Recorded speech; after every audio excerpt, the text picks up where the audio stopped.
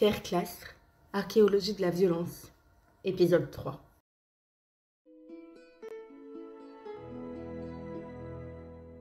L'échange et la guerre sont évidemment à penser, non pas seulement une continuité qui permettrait de passer par degrés de l'un à l'autre, mais selon une discontinuité radicale qui seule manifeste la vérité de la société primitive. L'extrême morcellement sous lequel se présente partout la société primitive serait la cause, a-t-on souvent écrit, de la fréquence de la guerre dans ce type de société. L'engendrement mécanique décrit dans la séquence. Rareté des ressources concurrence, vital isolement des groupes, produirait comme effet général la guerre. Or, s'il y a bien une relation profonde entre la multiplicité des unités sociopolitiques et la violence, on ne peut comprendre leur articulation qu'en renversant l'ordre habituel de leur présentation. Ce n'est pas la guerre qui est l'effet du morcellement, c'est le morcellement qui est l'effet de la guerre. Il n'en est pas seulement l'effet, mais le but. La guerre est à la fois la cause et le moyen d'un effet et d'une fin recherchée. Le morcellement de la société primitive. En son être, la société primitive veut la dispersion. Ce vouloir de la fragmentation appartient à l'être social primitif qui s'institue comme tel dans et par la réalisation de cette volonté sociologique. En d'autres termes, la guerre primitive est le moyen d'une fin politique. Se demander par conséquent pourquoi les sauvages font la guerre, c'est interroger l'être même de leur société. Chaque société primitive particulière exprime également et intégralement les propriétés essentielles de ce type de formation sociale, laquelle trouve sa réalité concrète au niveau de la communauté primitive. Celle-ci est constituée par un ensemble d'individus, dont chacun précisément reconnaît et revendique son appartenance à cet ensemble. La communauté comme ensemble regroupe donc et dépasse, en les intégrant en tout, les diverses unités qui la constituent et qui, le plus souvent, s'inscrivent sur l'axe de la parenté. Famille élémentaire, étendue, lignage, clan, moitié, etc. Mais aussi, par exemple, société militaire, confrérie cérémonielle, classe d'âge, etc. La communauté est donc plus que l'addition des groupes qu'elle rassemble, et ce plus la détermine comme unité proprement politique. L'unité politique de la communauté trouve son inscription spatiale immédiate dans l'unité d'habitat. Les gens qui appartiennent à la même communauté vivent ensemble, au même endroit. Selon les règles de résidence post-maritale, un individu peut être naturellement amené à quitter sa communauté d'origine pour rejoindre celle de son conjoint. Mais la résidence nouvelle n'abolit pas l'appartenance ancienne, et les sociétés primitives inventent d'autre part de nombreux moyens de tourner les règles de résidence si elles sont estimées trop pénibles. La communauté primitive, c'est donc le groupe local. Cette détermination transcende la variété économique des modes de production, puisqu'elle est indifférente au caractère fixe ou mobile de l'habitat. Un groupe local peut être constitué aussi bien par des chasseurs nomades que par des agriculteurs sédentaires. La bande errante de chasseurs-collecteurs possède, autant que le village stable de jardiniers, les propriétés sociologiques de la communauté primitive. Celle-ci, en tant qu'unité politique, non seulement s'inscrit dans l'espace homogène de son habitat, mais étend son contrôle, son codage, son droit sur un territoire. C'est évident dans le cas des chasseurs. C'est vrai aussi des agriculteurs qui ménagent toujours, au-delà de leur plantation, un espace sauvage où ils peuvent chasser et cueillir les plantes utiles. Simplement, le territoire d'une bande de chasseurs a toute chance d'être plus étendu que celui d'un village d'agriculteurs. La localité du groupe local, c'est donc son territoire, comme réserve naturelle de ressources matérielles, certes, mais surtout comme espace exclusif d'exercice de droits communautaires. L'exclusivité dans l'usage du territoire implique un mouvement d'exclusion. Et ici apparaît avec clarté la dimension proprement politique de la société primitive comme communauté incluant son rapport essentiel au territoire. L'existence de l'autre est d'emblée posée dans l'acte qui l'exclut. C'est contre les autres communautés que chaque société affirme son droit exclusif sur un territoire déterminé. La relation politique avec les groupes voisins est immédiatement donnée. Relation qui s'institue dans l'ordre politique et non dans l'ordre économique, rappelons-le. Le mode de production domestique étant ce qu'il est, aucun groupe local n'a, en principe, nul besoin d'empiéter sur le territoire des voisins pour s'y approvisionner. La maîtrise du territoire permet à la communauté de réaliser son idéal autarcique, en lui garantissant l'autosuffisance en ressources. Elle ne dépend donc de personne, elle est indépendante. Il devrait donc s'en suivre, toutes choses étant égales pour tous les groupes locaux, une absence générale de la violence. Elle ne pourrait surgir que dans les rares cas de violation du territoire. Elle devrait être seulement défensive, ne jamais donc se produire. Chaque groupe comptant sur son propre territoire d'où il n'a aucune raison de sortir. Or, nous le savons, la guerre est générale et très souvent offensive. C'est donc que la défense territoriale n'est pas la cause de la guerre. C'est donc que n'est pas encore éclairé le rapport entre guerre et société. Qu'en est-il de l'être de la société primitive en tant qu'il se réalise, identique, dans la série infinie des communautés, bandes, villages ou groupes locaux ? La réponse est présente dans toute la littérature ethnographique, depuis que l'Occident s'intéresse au monde des sauvages. L'être de la société primitive a toujours été saisi comme lieu de la différence absolue par rapport à l'être de la société occidentale, comme espace étrange et impensable de l'absence. Absence de tout ce qui constitue l'univers socio-culturel des observateurs. Monde sans hiérarchie, gens qui n'obéissent à personne, société indifférente à la possession de la richesse, chefs qui ne commentent pas, culture sans morale car elles ignorent le péché, société sans classe, société sans état, etc. Bref, ce que les écrits des voyageurs anciens ou des savants modernes ne cessent de clamer sans parvenir à le dire, c'est que la société primitive est, en son être, indivisée. Elle ignore, parce qu'elle empêche leur apparition, la différence entre riches et pauvres, l'opposition entre exploiteurs et exploités, la domination du chef sur la société. Le mode de production domestique, qui assure l'autarcie économique de la communauté comme telle, permet aussi l'autonomie des groupes de parenté qui composent l'ensemble social, et même l'indépendance des individus. Hors celle qui relève des sexes, il n'y a en effet dans la société primitive aucune division du travail. Chaque individu est en quelque sorte polyvalent. Les hommes savent tous faire ce que les hommes doivent savoir faire. Toutes les femmes savent accomplir les tâches que doit accomplir toute femme. Aucun individu ne présente, dans l'ordre du savoir et du savoir-faire, une infériorité telle qu'elle offre prise aux entreprises d'un autre, plus doué ou mieux loti. La parenté de la victime aurait tout fait de décourager la vocation de l'apprenti exploiteur. À l'envi, les ethnologues ont relevé l'indifférence des sauvages devant leurs biens et possessions, qu'ils refabriquent facilement dès qu'ils sont usés ou brisés, l'absence chez eux de tout désir d'accumulation. Pourquoi en effet un tel désir apparaîtrait-il ? L'activité de production est exactement mesurée par la satisfaction des besoins et ne va pas au-delà. La production de surplus est parfaitement possible dans l'économie primitive, mais elle est aussi totalement inutile. Qu'en ferait-on ? D'autre part, l'activité d'accumulation, produire un surplus inutile, ne saurait être, en ce type de société, qu'une entreprise strictement individuelle. L'entrepreneur ne pourrait compter que sur ses propres forces, l'exploitation d'autrui étant sociologiquement impossible. Imaginons néanmoins que malgré la solitude de son effort, l'entrepreneur sauvage parvienne à constituer, à la sueur de son front, un stock de ressources dont, rappelons-le, il ne sait que faire, puisqu'il s'agit là d'un surplus, c'est-à-dire d'une quantité de biens non nécessaires en tant qu'il ne relève plus de la satisfaction des besoins. Que va-t-il se passer ? Simplement, la communauté l'aidera à consommer ses ressources gratuites.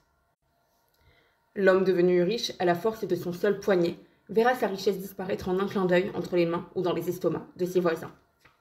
La réalisation du désir d'accumulation se réduirait ainsi à un pur phénomène à la fois d'auto-exploitation de l'individu par lui-même et d'exploitation du riche par la communauté.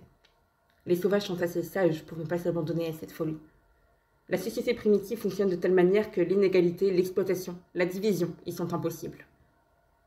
Saisie à son plan effectif d'existence, le groupe local, la société primitive présente deux propriétés sociologiques essentielles en ce qu'elle touche à son être même, cet être social qui détermine la raison d'être et le principe d'intelligibilité de la guerre. La communauté primitive est à la fois totalité et unité. Totalité en ce qu'elle est ensemble achevé, autonome, complet, attentive à préserver sans cesse son autonomie, société au sens plein du terme.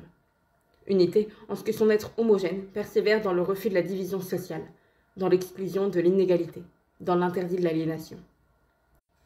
La société primitive est totalité une en ce que le principe de son unité ne lui est pas extérieur. Elle ne laisse aucune figure de l'un se détacher du corps social pour la représenter, pour l'incarner comme unité. C'est pourquoi le critère de l'indivision est fondamentalement politique. Si le chef sauvage est sans pouvoir, c'est parce que la société n'accepte pas que le pouvoir se sépare de son être, que la division s'établisse entre celui qui commande et ceux qui obéissent. Et c'est aussi pourquoi, dans la société primitive, c'est le chef qui est commis à parler au nom de la société. En son discours, le chef n'exprime jamais la fantaisie de son désir individuel, ou le dire de sa loi privée, mais seulement le désir sociologique qu'a la société de rester indivisée, et le texte d'une loi que personne n'a fixée, car elle ne relève pas de la décision humaine. Le législateur est aussi le fondateur de la société. Ce sont les ancêtres mythiques, les héros culturels, les dieux. C'est de cette loi que le chef est porte-parole. La substance de son discours, c'est toujours la référence à la loi ancestrale, que nul ne peut transgresser, car elle est l'être même de la société. Violer la loi, ce serait altérer, changer le corps social, introduire en lui l'innovation et le changement qu'il repousse absolument. Communauté qui s'assure la maîtrise de son territoire sous le signe de la loi garante de son indivision. Telle est la société primitive. La dimension territoriale inclut déjà le lien politique en tant qu'elle est exclusion de l'autre.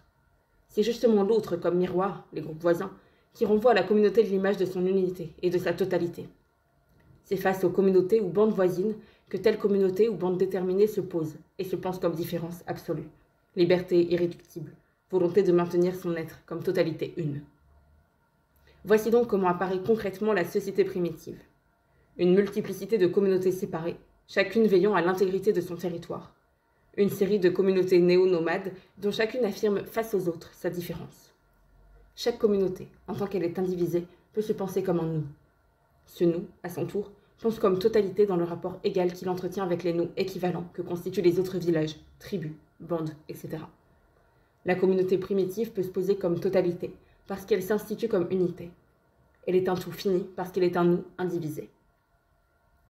Convenons-en. À ce niveau d'analyse, la structure générale de l'organisation primitive est pensable dans la pure statique, dans l'inertie totale, dans l'absence de mouvement. Le système global paraît en effet pouvoir fonctionner en vue seulement de sa propre répétition, en rendant impossible toute émergence d'opposition ou de conflit. Or, la réalité ethnographique nous montre l'inverse. Loin d'être inerte, le système est en mouvement perpétuel. Il n'est pas dans la statique, mais dans la dynamique. Et la nomade primitive, loin de demeurer dans la fermeture sur elle-même, s'ouvre au contraire sur les autres, dans l'intensité extrême de la violence guerrière. Comment alors penser à la fois le système et la guerre ? La guerre est-elle un simple dérapage qui traduirait l'échec occasionnel du système, ou bien le système ne saurait-il fonctionner sans la guerre ? La guerre ne serait-elle pas une condition de possibilité de l'être social primitif ? La guerre serait-elle non pas la menace de mort, mais la condition de vie de la société primitive ? Un premier point est clair. La possibilité de la guerre est inscrite dans l'être de la société primitive. En effet, la volonté de chaque communauté d'affirmer sa différence est assez tendue pour que le moindre incident transforme vite la différence voulue en différent réel. Violation de territoire, agression supposée du chaman des voisins, il n'en faut pas plus pour que la guerre éclate. Équilibre fragile par conséquent. La possibilité de la violence et du conflit armé est ici une donnée immédiate. Mais pourrait-on imaginer que cette possibilité ne devienne jamais réalité, et qu'au lieu de la guerre de chacun contre chacun, comme le pense Hobbes, on ait au contraire l'échange de chacun avec chacun, tel que l'implique le point de vue de Lévi-Strauss. Soit donc l'hypothèse de l'amitié généralisée. On s'aperçoit très vite qu'elle est, pour plusieurs raisons, impossible. À cause tout d'abord de la dispersion spatiale. Les communautés primitives maintiennent entre elles une certaine distance, au sens propre et au sens figuré. Entre chaque bande ou village s'étendent leurs territoires respectifs, ce qui permet à chaque groupe de rester sur son quant à soi. L'amitié s'accommode mal de l'éloignement. Elle s'entretient aisément avec les proches voisins, que l'on peut convier à des fêtes, de qui l'on peut accepter des invitations, à qui l'on peut rendre visite. Avec les groupes éloignés, ce type de relation ne peut s'établir. Une communauté primitive répugne à s'éloigner beaucoup et longtemps du territoire qu'elle connaît parce que c'est le sien. Dès qu'ils ne sont plus chez eux, les sauvages éprouvent, à tort ou à raison, mais le plus souvent à raison, un vif sentiment de méfiance et de crainte. Les relations amicales d'échange ne se développent donc qu'entre groupes proches les uns des autres. Les groupes éloignés en sont exclus. Ils sont au mieux les étrangers. Mais d'autre part, l'hypothèse de l'amitié de tous avec tous entre en contradiction avec le désir profond, essentiel, de chaque communauté de maintenir et déployer son être de totalité une, c'est-à-dire sa différence irréductible par rapport à tous les autres groupes, y compris les voisins amis et alliés. La logique de la société primitive, qui est une logique de la différence, entrerait en contradiction avec la logique de l'échange généralisé, qui est une logique de l'identité, parce qu'elle est une logique de l'identification. Or, c'est cela que par-dessus tout refuse la société primitive. Refait s'identifier aux autres, de perdre ce qui la constitue comme telle, son être même et sa différence, la capacité de se penser comme nous autonomes.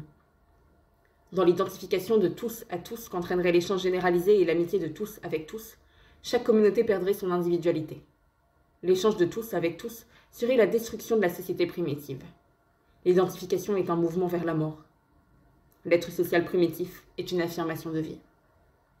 La logique de l'identité donnerait lieu à une sorte de discours égalisateur, le maître mot de l'amitié de tous avec tous étant « nous sommes tous pareils ».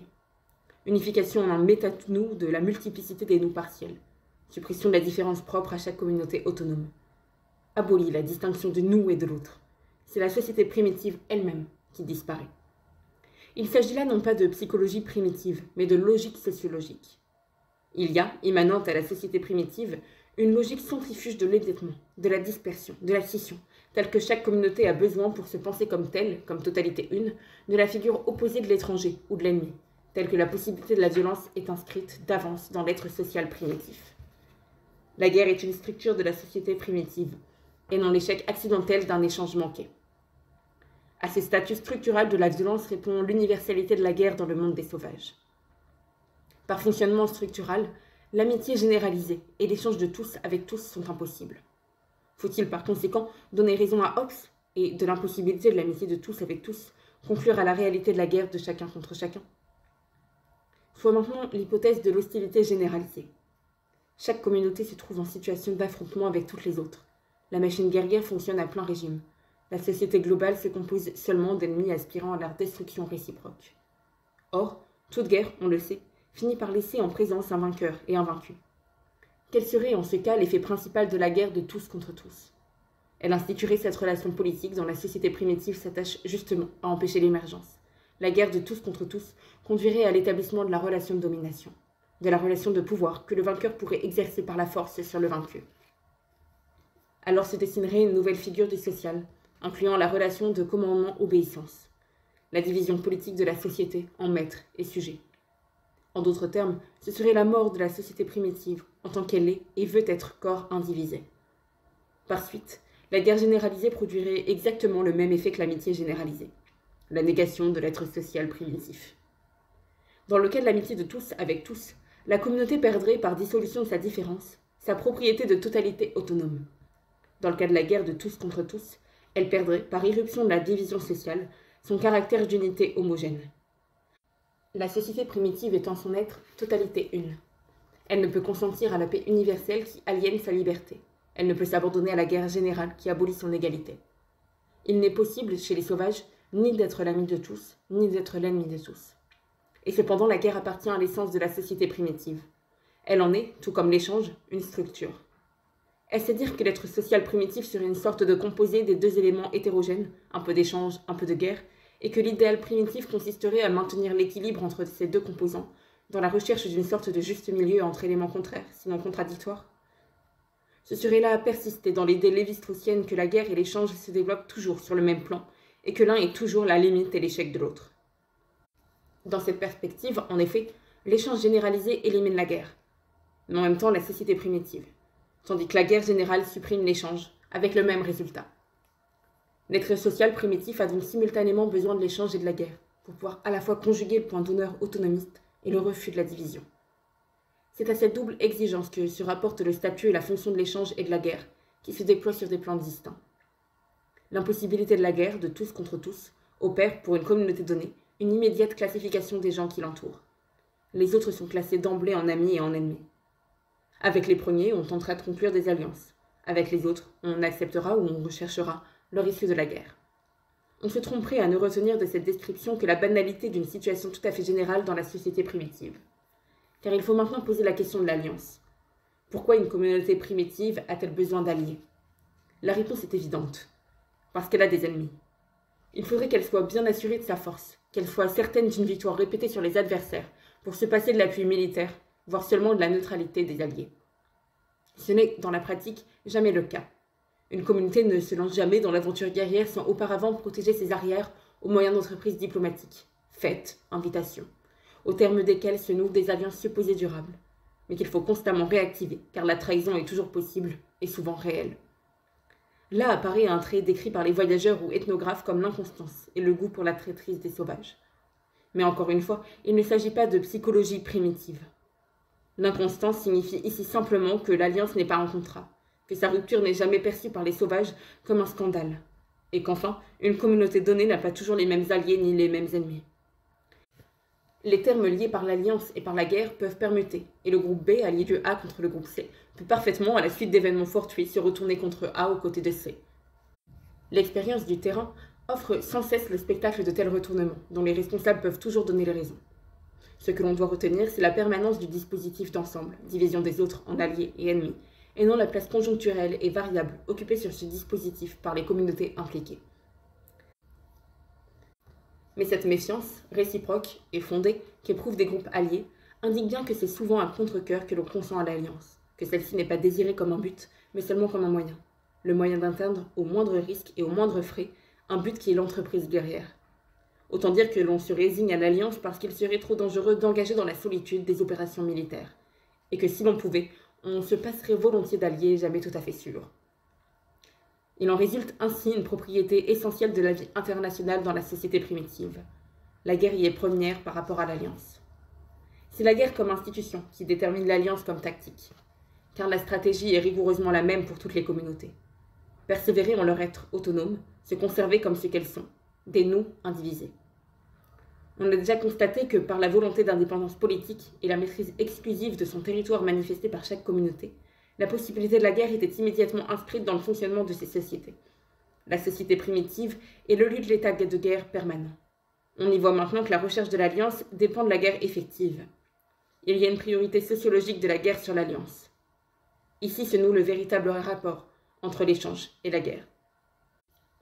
En effet, où s'établissent les relations d'échange, quelles unités sociopolitiques rassemblent le principe de réciprocité? Ce sont précisément les groupes impliqués dans les réseaux d'alliance. Les partenaires échangistes sont les alliés. La sphère de l'échange recouvre exactement celle de l'alliance. Cela ne signifie pas, bien entendu, que s'il n'y avait pas d'alliance, il n'y aurait plus échange. Celui-ci, simplement, se trouverait circonscrit à l'espèce de la communauté autonome au sein de laquelle il ne cesse jamais d'opérer.